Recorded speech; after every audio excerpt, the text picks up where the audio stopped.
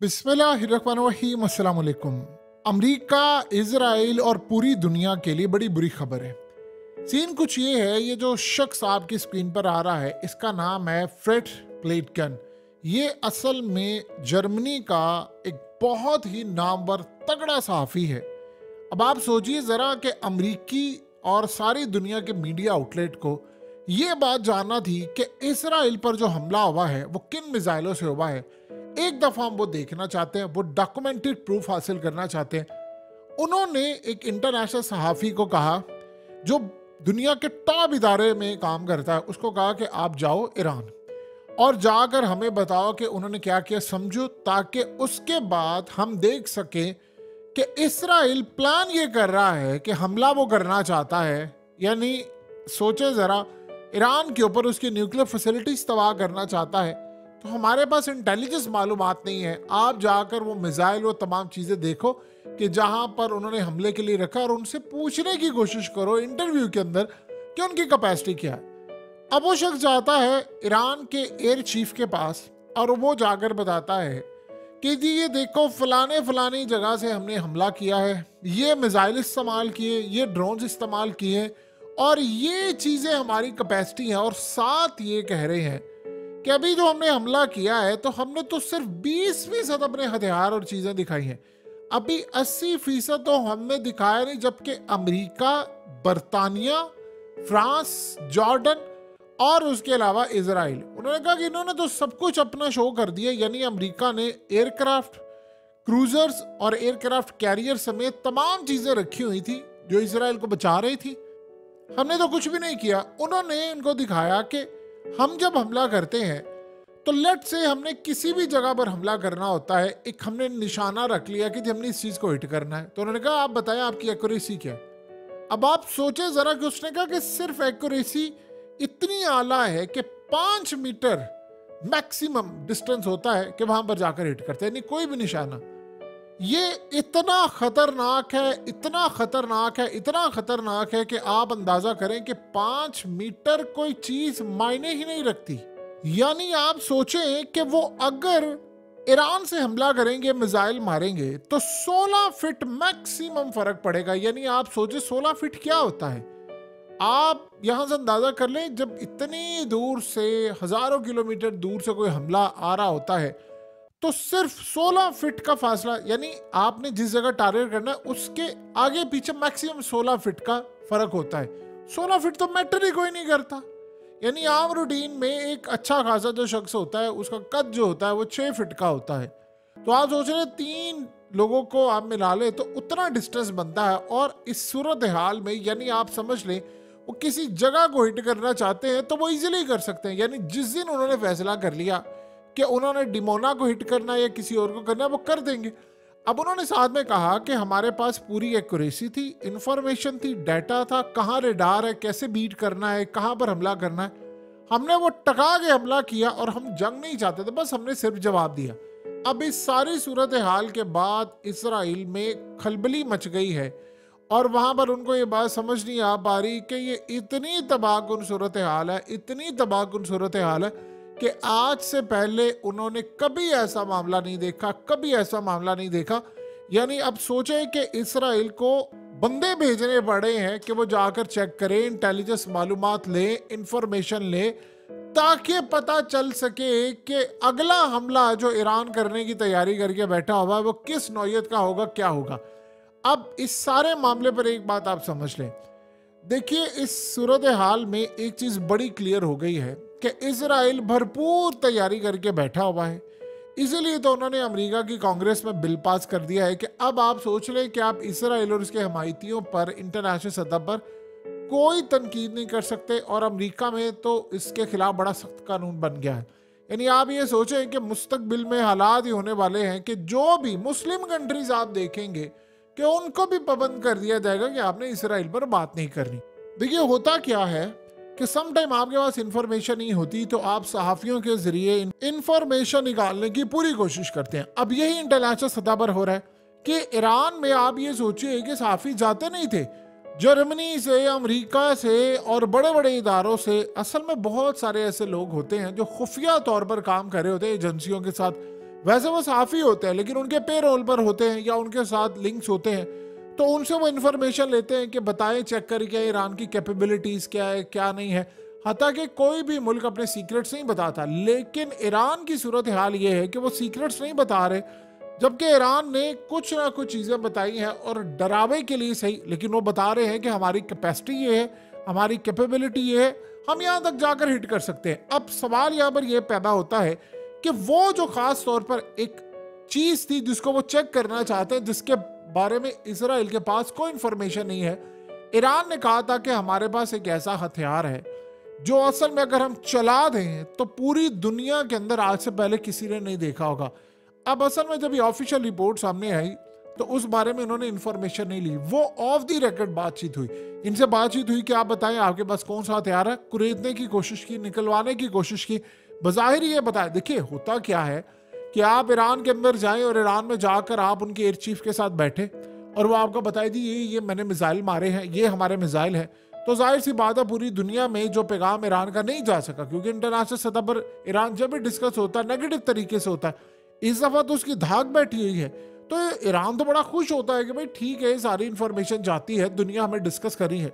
लेकिन इस सारे मामले पर ऑफ द रिकॉर्ड जो बातचीत होती है वो नहीं होती, वो बल्कि वो कुरेदने के लिए गए हैं और पता करने के लिए गए हैं कि आप उनसे जाकर पूछे कि वो कौन सा ऐसा हथियार है जो आपने कहा था कि हम वो चलाएंगे जो इंसानी आंख ने नहीं देखा होगा। अब जाहिर सी बात है एटमी हथियार भी देखा है, न्यूक्लियर भी देखा हुआ है, और सबसे बढ़कर उसके साथ ही जब होशियों ने ये बात कह दी है कि भाई हमारे पास एक ऐसे मिसाइल है और ऐसे हथियार है जो पहले आज से नहीं चलाएंगे और जब वो चलाए जाएंगे तो पूरा वर्ल्ड हिल जाएगा। असल में एक बड़ी अजीब सूरत हाल सामने आई है कि इसराइल की वाला वाकया ना होता तो बहुत सारे मुस्लिम कंट्रीज शायद इस वक्त आखिरी मराहिल में होते उनको तस्लीम करने के लिए। देखिए इसके साथ एक बड़ी अजीब सूरत हाल हो गई है। ट्रंप को रोकना इस वक्त नामुमकिन है। आपको पता है कि ट्रंप की असल में लड़ाई किन के साथ है, यानी अपनी एस्टैब्लिशमेंट के साथ।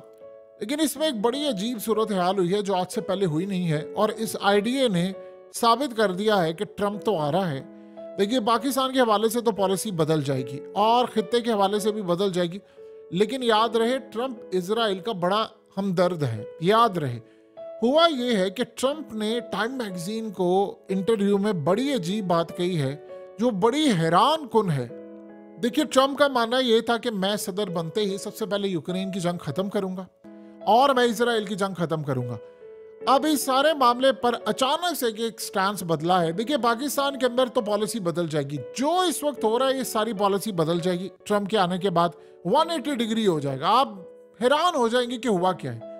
लेकिन इसराइल ने अब ये काम कुछ ऐसा किया है ट्रंप के साथ कि ट्रंप ने कहा है कि जी 2 स्टेट सोल्यूशन, ट्रंप हमेशा कहता था कि 2 स्टेट सोल्यूशन होना चाहिए, यानी मैं मानता हूं कि 2 रियासती फार्मूला, फलस्तीनी भी रहेंगे और इसराइली भी रहेंगे।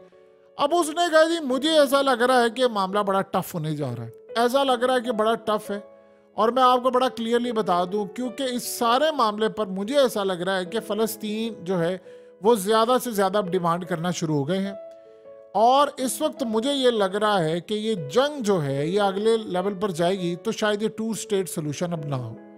यानी ये इतनी बड़ी बात उसने कर दी है, इतनी बड़ी बात उसने कहा कि पिछली दफ़ा जब मैं प्रेसिडेंट था तो मैं ये मामला चाह रहा था कि इजराइल तस्लीम कर ले फ़लस्तीनियों को भी और दोनों मिलकर रहे, यानी ये दोनों ऐसा सिनेरियो हो जाए कि बातचीत का एक मरहला हो और उसके बाद दोनों तस्लीम कर ले। लेकिन अब मुझे लग रहा है कि ऐसा नामुमकिन है, और मुझे एक चीज़ लग रही है कि सारी सूरत हाल में सिर्फ एक ही मुल्क यानी इसराइल, उसने कहा जी इसराइल का हम दिफा करेंगे, आखिरी दम तक करेंगे, पूरे अमेरिका को साथ बैठाकर करेंगे। तो 2-3 चीज़ें तो बड़ी क्लियर हो गई हैं कि ट्रंप की अब वापसी है वो 100% तय है। देखिए इस्टेब्लिशमेंट याद रखिएगा, अमेरिका की जो इस्टेब्लिशमेंट है ट्रंप की उससे लड़ाई है, लेकिन अमेरिका की इस्टेब्लिशमेंट का भी एक बाप है और उस बाप का नाम है इसराइल। अब जाहिर सी बात है जब ये सूरत हाल होगी तो फिर इसराइल पूरी तैयारी करके बैठा, उसने देख लिया है कि ट्रंप को अब रोकना नामुमकिन है, क्योंकि अगर ऐसी सूरत हाल होती है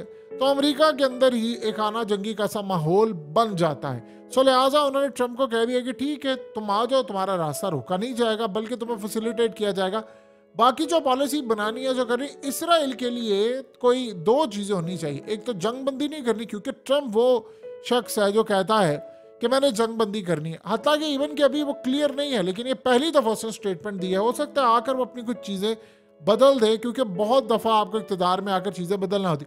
उसे एक बात तो बड़ी क्लियरली कही है कि मैंने ये जो खासतौर पर यूक्रेन की जंगें ख़त्म करनी है, कोई नई जंग शुरू नहीं करनी, पिछली जंगें क्लोज करनी है, जो उसने माजी में भी किया है। इस दफ़ा सिनेरियो बड़ा डिफरेंट है।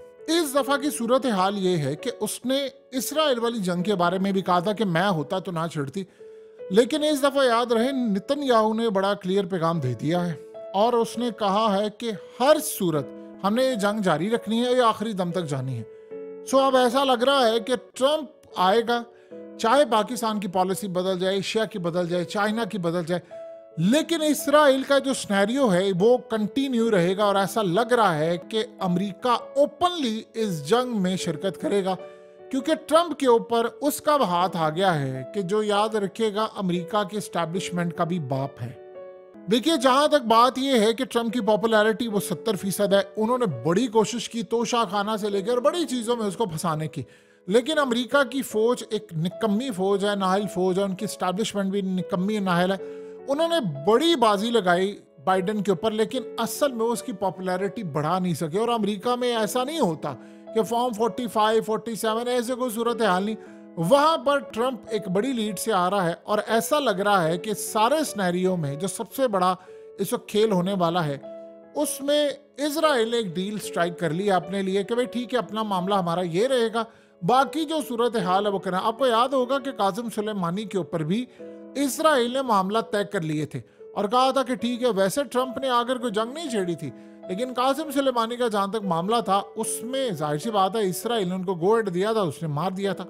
तो इस वक्त हालत ये हो चुकी है कि ट्रंप का जो भी सिलसिला होगा, इसराइल इस जंग को अब बहुत लंबी खींचने वाला है और इतनी बड़ी ये जंग होने वाली है कि शायद आज से पहले हमने ऐसी जंग नहीं देखी होगी और ये बड़ी तबाहकुन जंग है। और इसीलिए वो ईरान की कैपेबिलिटीज को टेस्ट करें। देखिए, ट्रंप ने ये बात कही थी, उसने कहा अगर मैं होता तो ईरान आज ये ताकत ना बनता, और ये बात सही है, काफी हद तक उसकी बात दुरुस्त है। उसने कहा थी हमने ईरान को बढ़ने का मौका दिया, अगले लेवल पर जाने का मौका दिया, और ईरान की कुछ सूरत हाल भी बड़ी ऐसी खराब हो चुकी है कि ईरान इस वक्त इतनी तबाहकुन जंग छेड़ने जा रहा है कि यानी आप ये सोचें कि यही बात जब इंटरव्यू करने वाला गया तो उसने बताया कि ईरान की सूरत हाल ये है कि उन्होंने कहा कि भाई हमने तो पूरी दुनिया को हराना है, यानी वो रूस को मिसाइल दे रहे हैं जो अमेरिका को हरा रहा है और अमेरिका के मिसाइल नाकाम है। सो सिनेरियो तो ये बन रहा है ना कि इसराइल के लिए पोजीशन बड़ी कमज़ोर हो रही है, लेकिन इसराइल ने सारे अपने कार्ड जो हैं वो शो करने शुरू कर दिए हैं और इसीलिए इसराइल इस वक्त उस पाथ पर जा रहा है जहां पर उनको लगता है कि अब या ये रहेंगे या हम रहेंगे, इस तरह की सूरत हाल। अब असल में अगले कुछ अरसे के अंदर आपको कुछ चीज़ें ऐसी नज़र आएंगी कि आहिस्ता आहिस्ता दुनिया भर में इसराइल के खिलाफ बातें बंद हो जाएंगी, यानी वो मुस्लिम कंट्रीज़ के अंदर भी कानून बनवा देंगे और बहुत सारी दुनिया के अंदर कानून बनवाने की कोशिश करेंगे। लेकिन क्या इस सारे मामले पर ईरान रोक देगा? और ऊपर से प्लान ये हुआ है कि ईरान, देखिए ईरान ने नवंबर तक अपने आप को एटमी ताकत बना लेना है, उसको आप रोक नहीं सकते। तो लेकिन सवाल ये पैदा होता है कि उससे पहले इसराइल बड़ी जंग छेड़ देगा, बहुत बड़ी जंग छेड़ेगा। ट्रंप के साथ इसराइल इस वक्त डील ये कर रहा है कि ठीक है, आपकी बाकी पॉलिसी जो भी होगी, लेकिन हमारी वाली जो पॉलिसी होगी वो आपको वही करना पड़ेगी जो हम करेंगे। तो अब ये आने वाले वक्त में पता चलेगा कि सिनेरियो कहाँ तक जा रहा है, कहाँ पर बहुत सारी चीज़ों में आपको कहीं ना कहीं कंप्रोमाइज़ करना पड़ता है। सो अब हालात ये बता रहे हैं कि पूरी दुनिया में नए तर्ज की जो इंफॉर्मेशन इसराइल को चाहिए थी वो उसके पास फिलहाल ईरान के हवाले से कम नहीं है। जब से अमेरिका अफगानिस्तान से निकला है तो अमेरिका के पास इंफॉर्मेशन और इंटेलिजेंस मालूमात जो ईरान की हुआ करती थी या जो उनके पास यानी चाइना के हवाले से हुआ करती थी, वो इन्फॉर्मेशन उनके पास मौजूद नहीं है। सो अब उनको ये समझ नहीं आ रही कि हमारी मिलिट्री बेस जब थी अफगानिस्तान में तो हम स्कैन कर लेते थे सारा एरिया और इसराइल को प्रोवाइड करते थे और वो हमला करता था, अब ये क्या करें। इसीलिए उन्होंने हालिया ड्रोन्स भेजे और होशियों ने वो ड्रोन्स भी गिरा दिए। लेकिन अब शायद उन्होंने कोशिश की है, ऐसा होता है समटाइम जो सहाफ़ी होते हैं वो सादिक पैगाम भी लेकर जाते हैं और वो पैगाम लेकर जाते हैं, वो उगलवाने की कोशिश करते हैं, काफ़ी सारी इंफॉर्मेशन लेने की कोशिश करते हैं।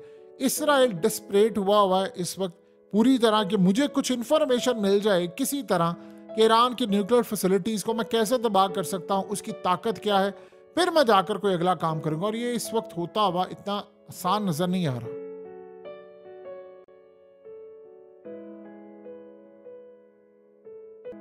हकीकत टीवी को सब्सक्राइब करना मत भूलें, वीडियो को लाइक करें, शेयर करें और कमेंट सेक्शन में अपनी राय का इजहार जरूर करें।